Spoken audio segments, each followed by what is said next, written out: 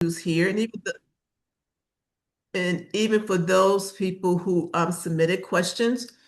And if you do have any questions as we go along, put it in the chat box. I may not be able to see it, but Heather is going to go ahead and let me know if there's any questions. And this is very interactive. I love interaction. Even though it's a Zoom, you want to talk, you want to ask a question, please, let's just do that because stress, you'd be stressing while you're doing a Nancy, presentation. we Uh-huh. lost we lost the presentation. You lost my presentation. Okay. Okay. See, we're gonna stress here. You don't have the presentation, nothing, you don't see anything? No, Wow, okay. it was up and then it's gone. Mm, okay, let's see what's going on here. You see it now?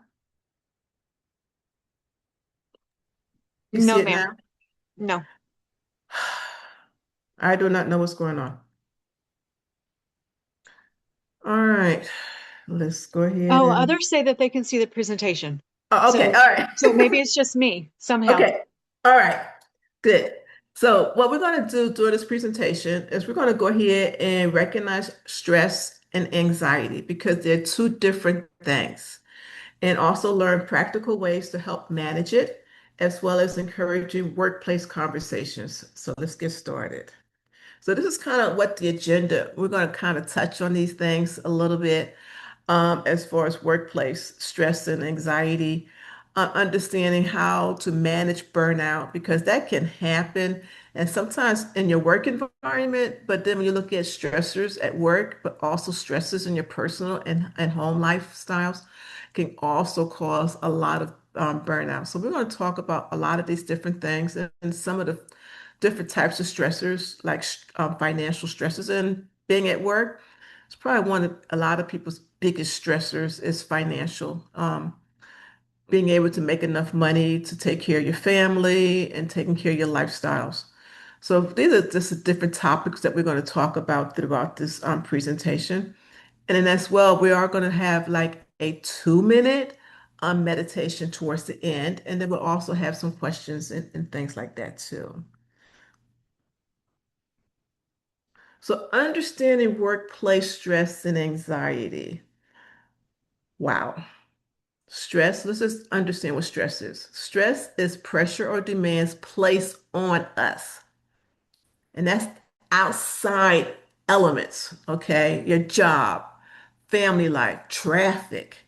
Those things are outside elements that can cause stress. But anxiety is what's going on internally within us, the worrying, the emotional tension, the things that's kind of going in the what ifs. And I had a cousin of mine, she kept on asking me, but what if? But what if? What if? I says, please, no more what ifs. I'm already on an overload right now. And for me to anticipate what's going to happen, how it's going to happen, when it's going to happen, is actually causing a lot more emotional stress on me. So if you look at it that way, stress is outside elements that's coming at you, family, work, boss, spouses, children. Those are a lot of different things that's demanding on us. And those are just the outside elements. And the anxiety is how we're worrying about it, the emotional tensions, and things like that. So understanding those two differences will kind of help you to understand what it's all about. And the thing is, everyone, everyone stresses. It just looks differently. You may be at a work environment and everybody's got the same deadlines, everybody's got the same problems going on. And but you might have somebody that's in the corner just as calm and everything else. And it's but why are they not stressing? They may be stressing, but it looks different on how they're stressing versus you. So do not think that you're out there by yourself. So managing burnout. What is burnout? It's when it's just more than being tired. You just cannot move. You cannot do anything. And you stop. You basically stop. So when that happens, a lot of you probably going through burnout and you don't understand what's going on. So what you need to do is step back and look at some of the warning signs. Fatigue, irritable, low motivation. I just don't want to get up and go to work. I don't even want to get up and take my pajamas off. And if you start feeling those things, then those are there may be a warning sign to you that you're going through, that you're getting ready to be burnt out. But then recognize that what's going on, what is happening that's making you feel that way. Is it something you got a deadline, you was right on track with all your projects, and then all of a sudden the boss just handed you another project and you looked at it and you cannot take it anymore because you just finished just an hour ago of getting everything done, and now they just gave you another deadline and you just shut down. So what the thing is you need to do is recognize what is your triggers, what's happening. Is it deadlines? Is it your children? You just before you left the home, your child just said, "Mom, we're supposed to, where's my cupcakes for our party for school today?" It's kind of like, wait a minute, you didn't tell me anything about it. Yes, I did.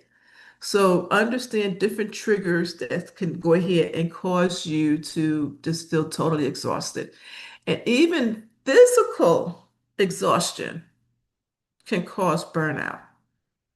We're in month number 5 of the new year, and we're getting ready to get into the summertime.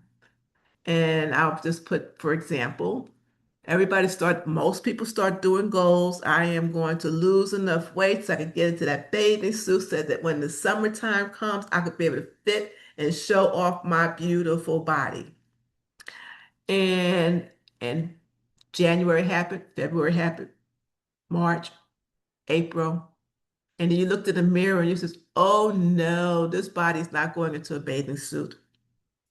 And then what you do? You start going to the gym, you start exercising like crazy and unrealistically. And you could cause yourself physical exhaustion from doing a lot more than what you should be. And with that topped on everything else, can cause burnout.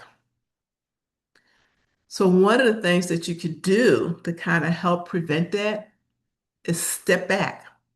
If you start finding yourself holding your breath, hyperventilating, sighing a lot, getting angry a lot, then you realize that you're on the verge of burnout and start recognizing, don't ignore it. Don't ignore what your body is telling you. We try to be warriors, nurturers, boss, supervisors, superman, superwoman, and doing all of that when you're not equipped to do that, when you don't have any breaks, you're just gonna just burn out. You're gonna crash and burn.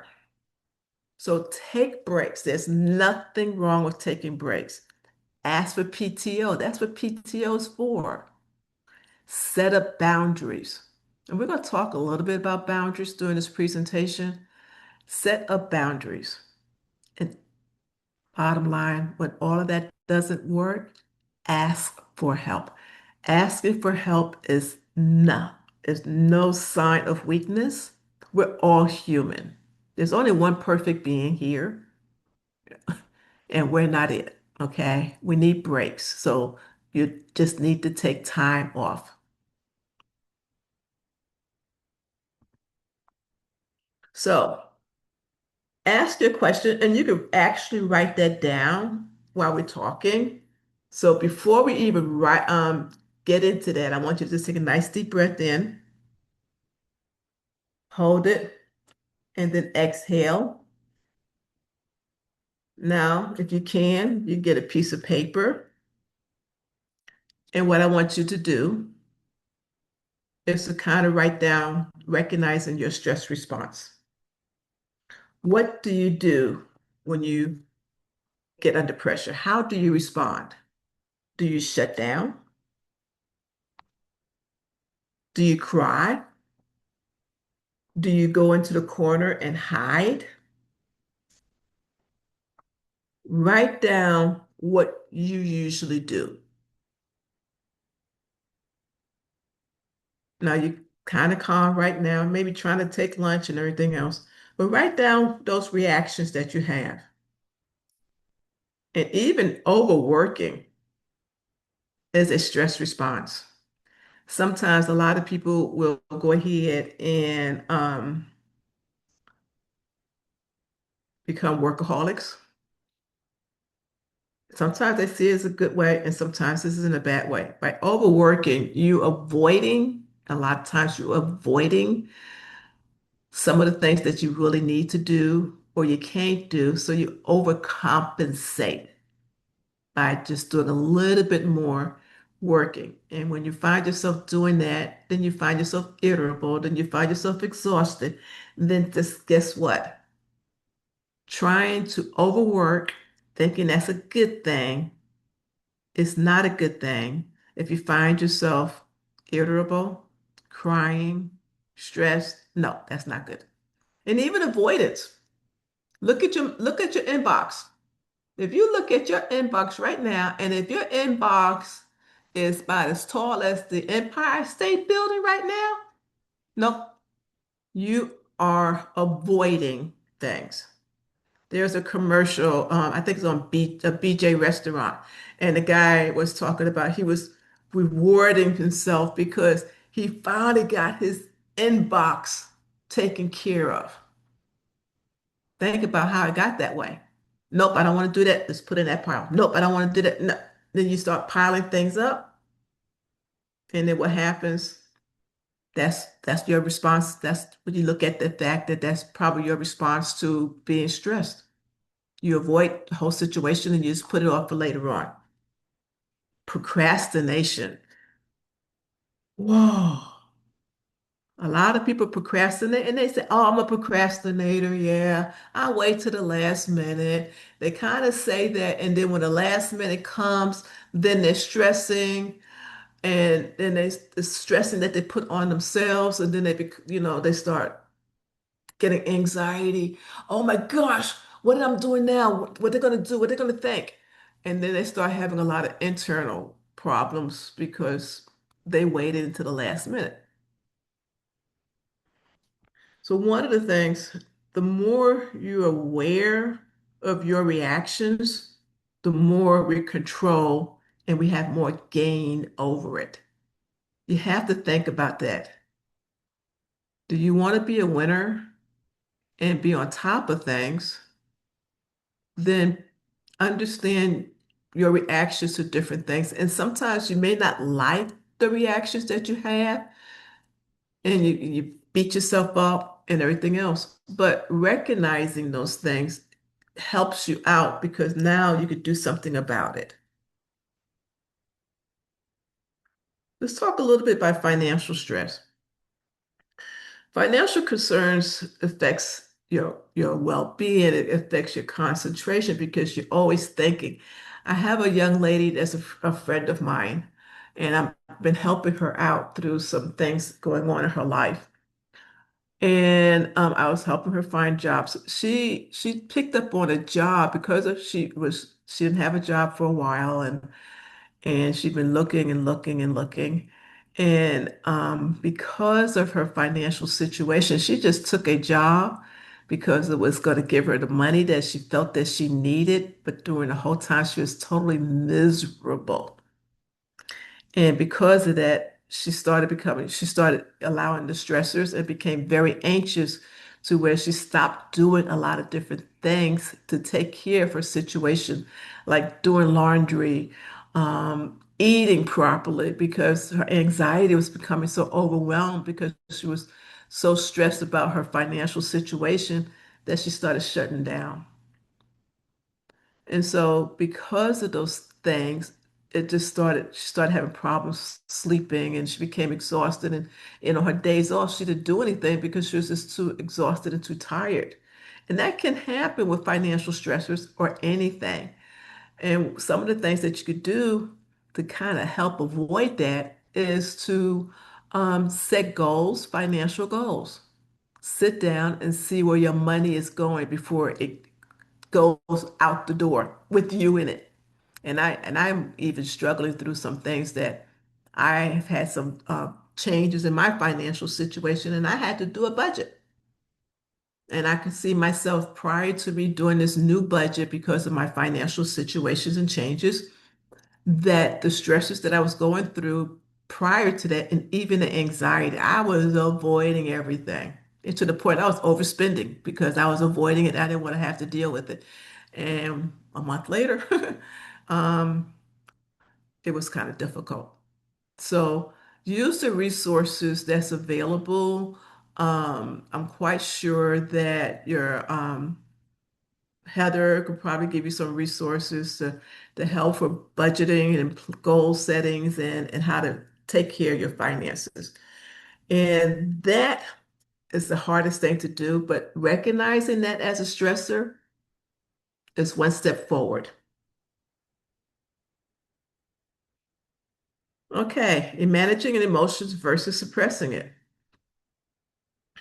A lot of people says if you don't if you recognize or don't want to recognize your stressors, guess what you're doing? You don't want to manage this emotional upset. What do?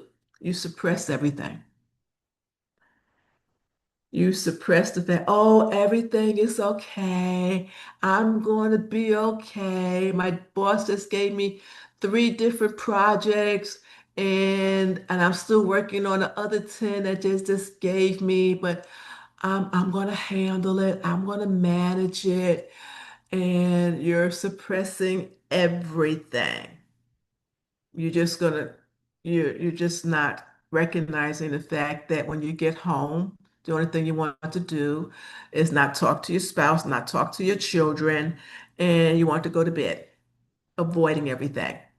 All because you just started avoiding and suppressing your feelings. And then 2 days later, when your boss asks you about that project, you look at them and the words that came out of your mouth was totally unexpected from you and even to your boss because you were suppressing your feelings and your emotions to the point that you couldn't hold it anymore, and just something so little just caused you to explode. So suppressing your emotions is not a good thing. It only causes a volcano, and you don't need that at the workplace. So understanding how to communicate and as we did in the other exercise, writing down your responses and stressors and triggers will help you to become more aware of what's going on and how you're suppressing it if you are. And one of the things that you can do is breathing exercises. I'm quite sure a lot of you probably heard of the box breathing. If you've been in my presentations before, we talk about breathing and inhaling and exhaling. And there's been enough studies that has shown that when you do a box breathing, and the box breathing is inhaling four on a count of four, holding on a count of four, and exhaling on a count of four, and then you start all over again, just like a box. It actually, studies have shown that it actually rewires your nervous system. Okay. Just doing that for 20 seconds can rewire your nervous system and helps to calm you. Actually, the deep breathing also helps to what we call massage your vagus nerve. And your vagus nerve is the longest nerve that runs in your body from the brainstem all the way down. And in that area, when you're breathing and inhaling and exhaling, when you're doing what we call belly breathing, your vagus nerve runs through your diaphragm in that whole area. And that will help Your vagus nerve calms down, which also helps your heart rate to calm down because it's also that vagus nerve also runs through your heart. So doing different types of techniques like breathing, even journaling, get that stuff out of your head. It's all in your head and you're trying to figure it out and it's got cluttered up with the other stuff you got in your head. Take it out and just journal. Even find support systems, you know, um, groups that you could talk with, talk and explain. And people have something common like you, just talk it out. Sometimes talking it out is letting it go instead of it being inside. Proactive boundary settings. Oh boy. I bet you if I was to ask people, do you know how to set boundaries? And they're gonna say, yeah, I know. And then when I ask them, what happens in this situation? Oh, I just deal with it. I do it when I need to. Or no, yeah, I'm gonna take care of it, even though I know right now that I can't handle it. Is that setting boundaries? No, it's not. No, it's not. So by setting up realistic work expectations on yourself is setting a boundary. And saying no is okay. Saying no to your spouse when he's asking you to cook dinner and he wants the turkey and the barbecue and this and that, and you just got home at 7 o'clock just after a 4 hour meeting, and prior to that was a training session and the kids and everything else. It says, sweetheart, I love you, but I cannot do that right now. No. And you can even say it to your boss, but I used to have sessions, what I call closed door sessions when I was in the military, and my boss would ask me to do something, and I would say, can we have a little bit of time to talk? And I would call it a closed door session. And I would go in the office and kind of talk to them and explain things with them. Now, I'm being a captain and talking to a major or a lieutenant colonel. I learned how to do it respectfully so that they understand what's going on. And not to say that I cannot do it, but at this present moment, I have to set, some boundaries because you just gave this other project to me and I'm trying to work through it. So try to say no respectfully and take a break. How many of you, and I'm quite sure if I ask you, how many of you take a lunch break and while you're on your lunch break, you're sitting at your desk, and while you're at your desk, you're going through your inbox, you're going through your emails. That's not a lunch break. That's not that. No, that's not a break. That's not, no, that's a working lunch. That is not a lunch break. Take a lunch break. They give it to you for a reason. You need to go ahead and take a break. Even your 15-minute breaks, you're allowed at least 15-minute breaks in the morning, in the afternoon, whatever. Just walk around, but set boundaries for yourself. Do not look at your chair and see a permanent indent in your chair from where you've been sitting. And even the fact that you hadn't even gone to the bathroom and it's already 3 o'clock. Take physical and mental breaks. Some of the things that you could do, short breaks, as I said before, those little breaks improves focus. There's scientific studies that shows that doing a box breathing, doing something helps to get your focus better. And when you're focused better, your concentration is better. When your concentration is better, you're able to make better decisions. Some people say I'm a multitasker. You're multitasking, doing 10 things, and guess what? Those 10 things, you're only giving 10% of your effort and focus on 10 different things.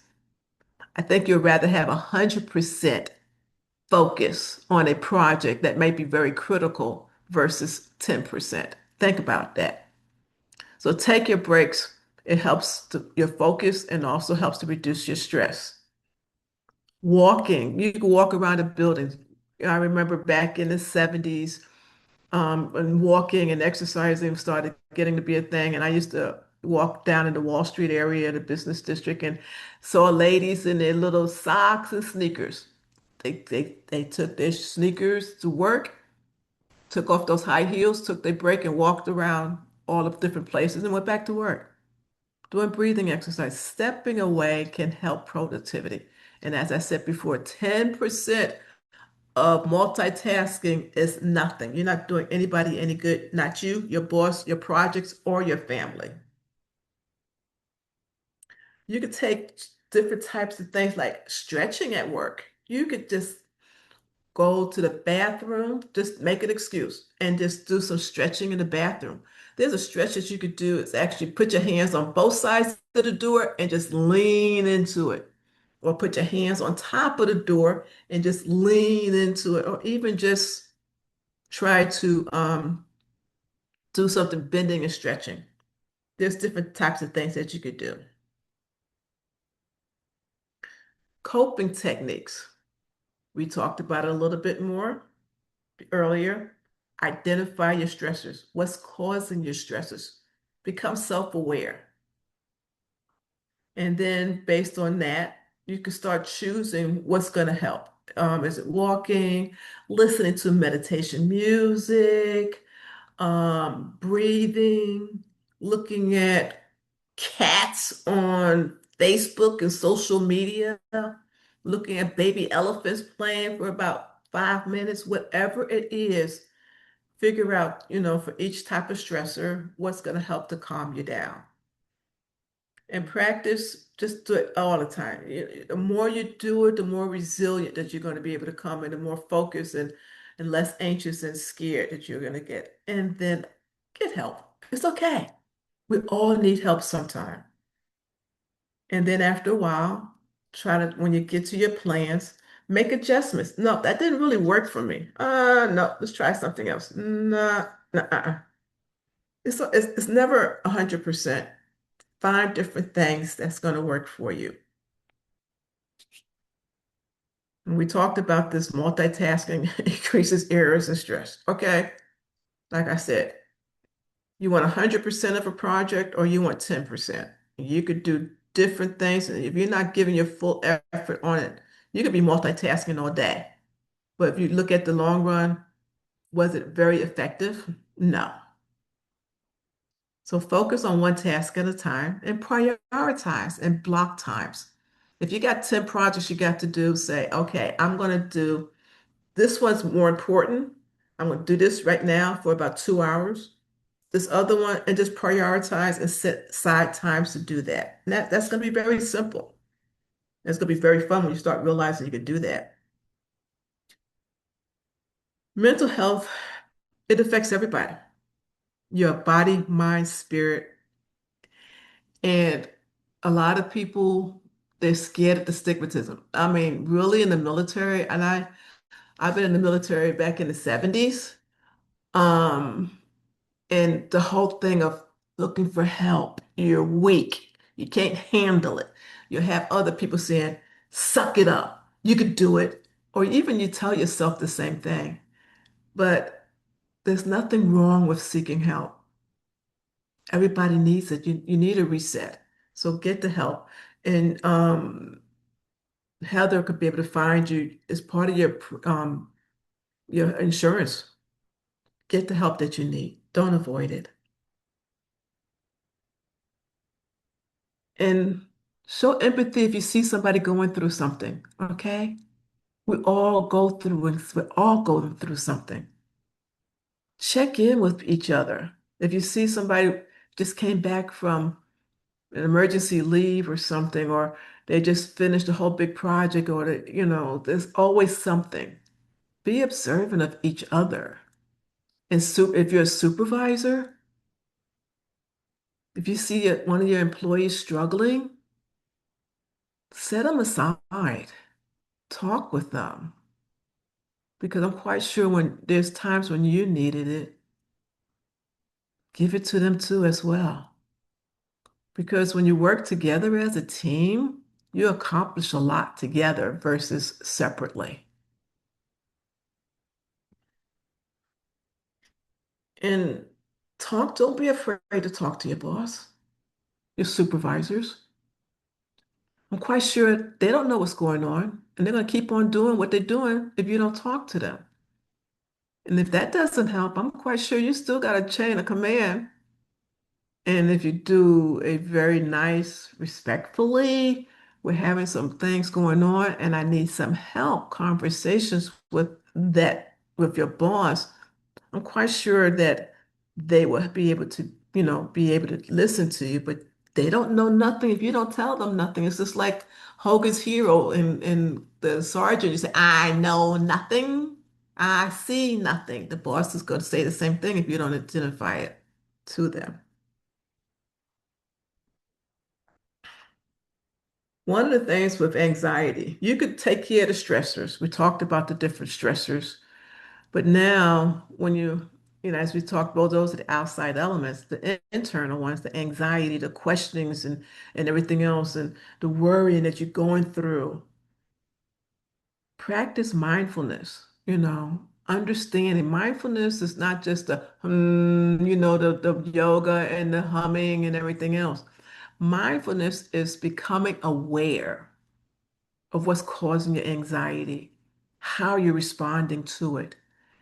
And is it all doom and gloom as you may be thinking? And a lot of times it's not necessarily all that doom and gloom. Ask questions early. If you're doing a presentation and you don't know who your audience is or what you know what you got to say, but you don't know who your audience, ask questions so that you can prepare yourself and ask somebody for help if you need. But understanding by recognizing everything will help your presentation, will help your anxiety minimize a lot. They do have the EPA program, and if you find yourself becoming overwhelmed, need somebody to talk to, Heather could be able to help you get the resources and everything that you need, whether or not it's financial, or your mental or whatever. You have the resources. You pay towards your insurance. You picked up the job for those types of extra things for the insurance. Not just to see the doctor for your checkups and your medications. There's other things that's available to you. Use it. Don't be afraid of it. And if you got to, what they say, use it to abuse it. I think seeking help for mental and financial, if you feel that's abusing it, then use it. Okay? Don't be ashamed because you need the help.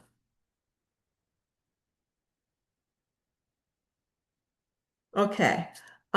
So we're going to take a little bit of a break right now, and I'm going to share another screen because it is 2-minute meditation time, and we have a few minutes. We have about 24 minutes, and then we could do some questions and answerings. Okay. And I'm going to go ahead and do another screen share.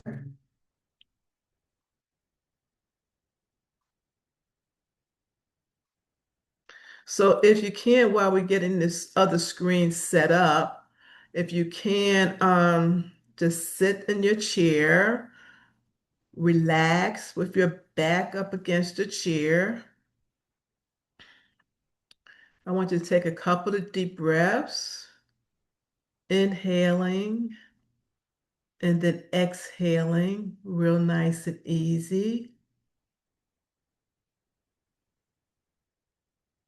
Inhale.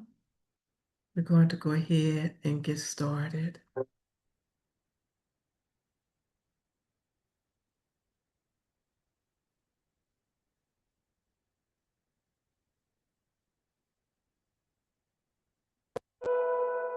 Mhm. Sure, hold on.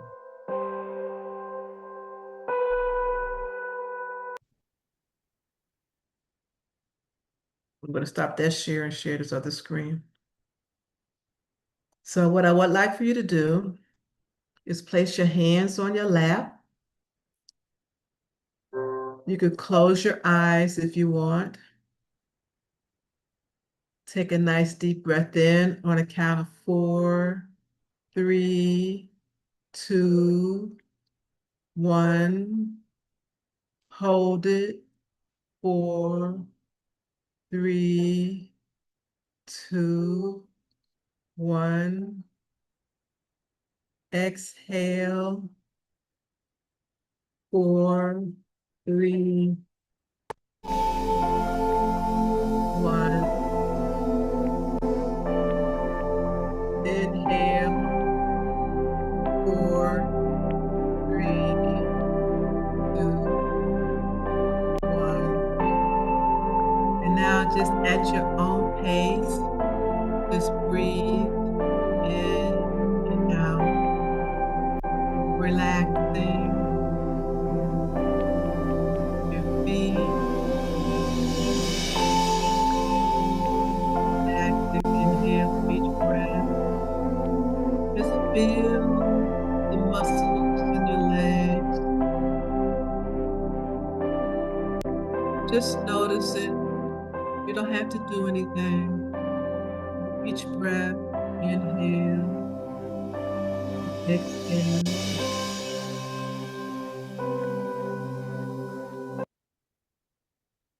And just a few more minutes. Just inhaling and exhaling. Breathing in and out.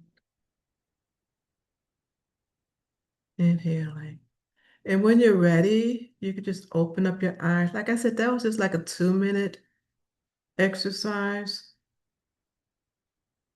And that's something that you could do on your own. Just the breathing and exhaling.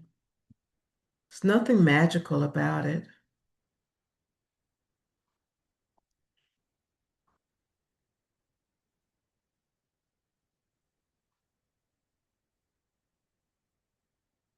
So how does that feel?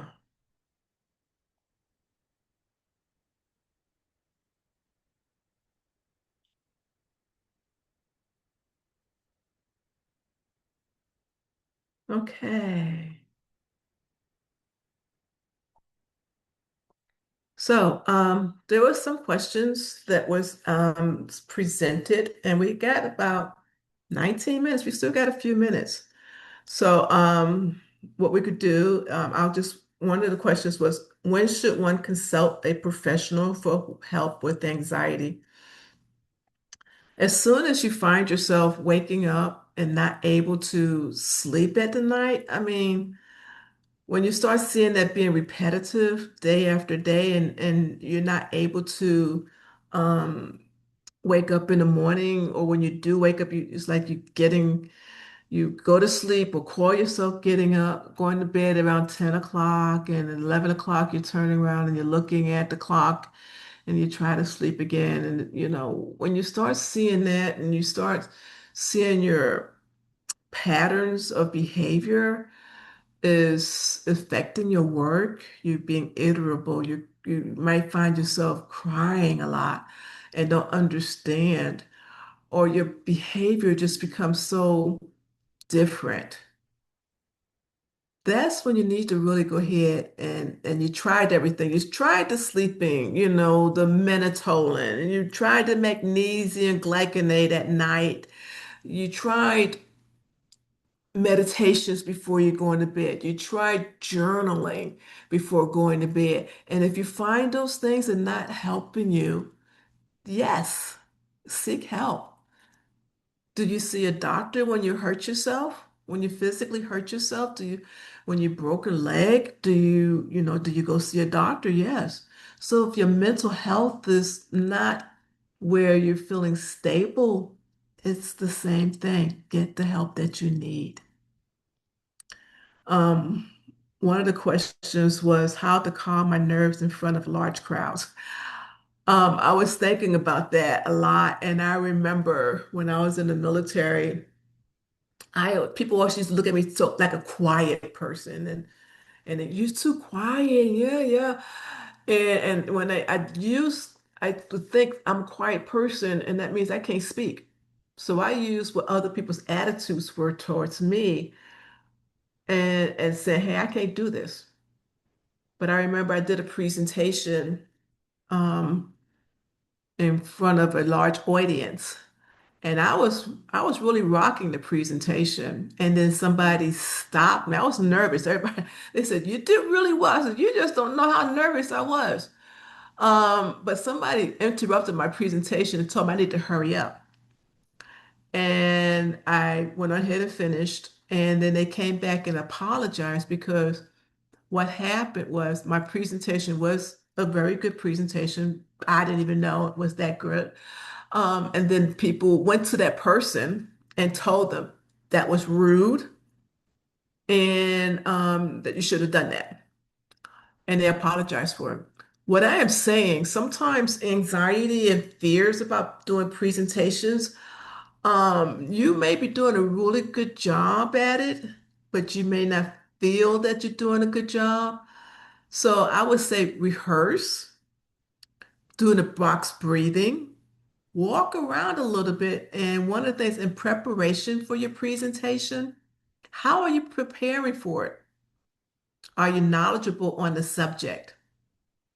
Because sometimes we become anxious about something and we don't really know the subject matter that well. And we're trying to do a presentation on it. So make sure you know your presentation, you know your audience. And then at the same time, just calm your nerves. I mean, I used to think that everybody's judging me because maybe I stuttered or maybe I said a lot of times. And they would come back every single time I did a presentation. And I did a lot. I used to talk in front of Congress. I did in front of generals and senior military people. And I thought I messed up royally. But then everybody came back and said I did a very good job. They got a lot out of my presentation. And then when I started getting that kind of feedback, my anxiety really lessened. And then also at the same time, um, you can there's speaking groups that you could join. They used to call them Toastmasters. I don't know if they still have those, but you could join one of those groups and they'll help you to, in your presentation and give you pointers. So understand what's causing your anxiety will help you to be able to calm your nerves and your.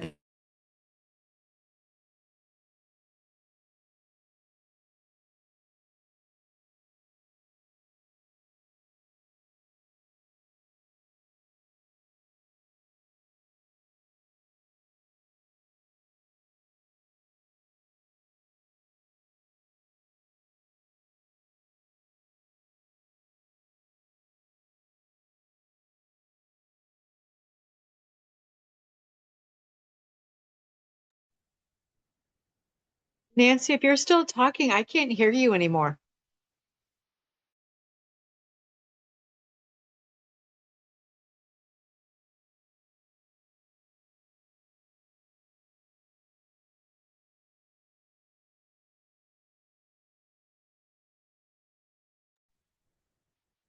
I think she got kicked out. Um, we'll give her a minute and see if she come for her to come back.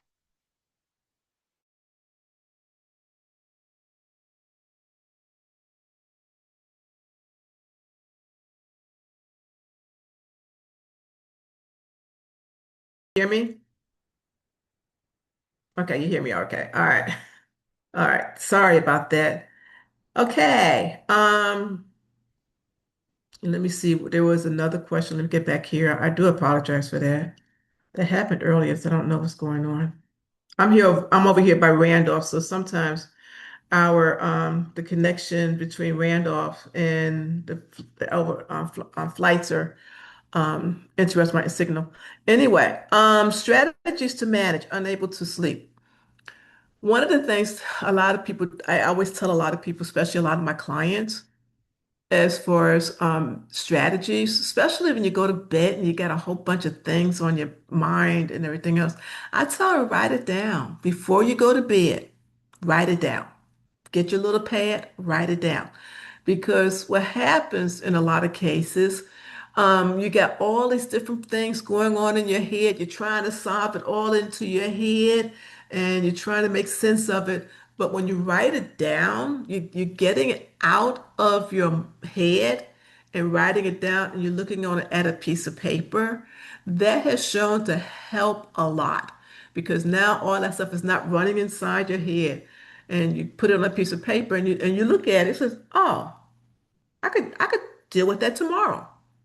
Oh, um, that and just keep doing it. And take a deep breath, do the breathing technique. And the other thing is, do not watch TV. They say do not watch TV or your computer or your phone before going to bed. You could put on some nice calming music, maybe 30 minutes before you go to bed, and just listen to the music or walk around the house and or even dance and find something happy to do. And another thing too, write down everything you're grateful for. When you have a lot of things that you're stressing over in your mind and trying to problem solve, there's a thing in your brain they call it neuroplasticity, and it's scientifically proven. You cannot think about something negative and something positive at the same time. Okay? You cannot do it. Your brain cannot process something like that. So if you're having a lot of problems you're trying to solve, a lot of negative thoughts and tension, recognize what they are, and then think about something that you're grateful and thankful for. I am not going to lose this weight. The positive thing is, I am doing the best I can to lose this weight, and it's going to happen. I always screw up.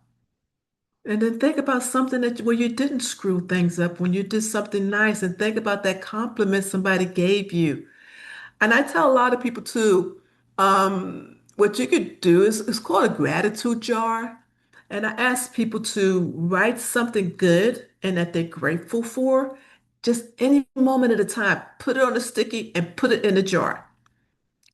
And then when there's times comes where when you're feeling very bad about yourself or and negative about yourself and everything else, go into that jar. If you can't think about something positive, go into that jar and pull something out and about how positive and something gratitude. I was a single parent when I was in the military for the first 10 years of my son's life. And I used to think that was the worst thing I could have done for a child, raising him by myself. We're talking about in the 70s and early 80s.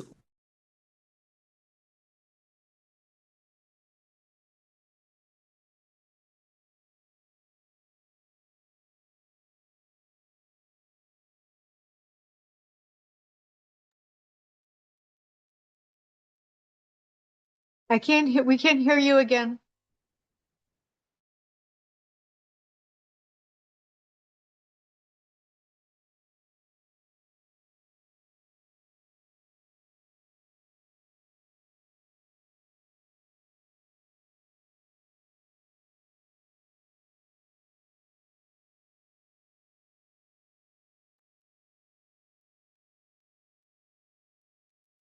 Nancy, we lost you again.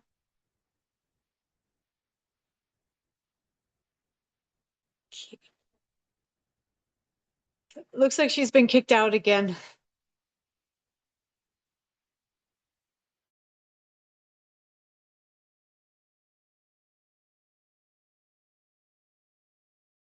Hope I do apologize for that. These jets are flying over here. I did you get all those questions answered? Are there any other questions? We still have a few more minutes. We have 7 minutes. If there are any questions, you can place them in the chat or you can take yourself off of mute to ask.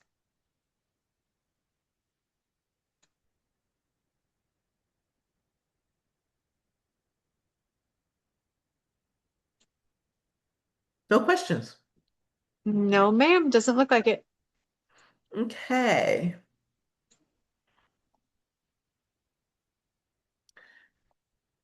All right. One of that I just want to conclude is that stress is real. It is real. We're all stressed. Stress is good. is when stress gets bad is when it becomes unbearable and unmanageable. But you can learn to manage your stress. And I hope some of the things that we talked about here is gives you some guidelines of what you can do. Boundaries and support matters.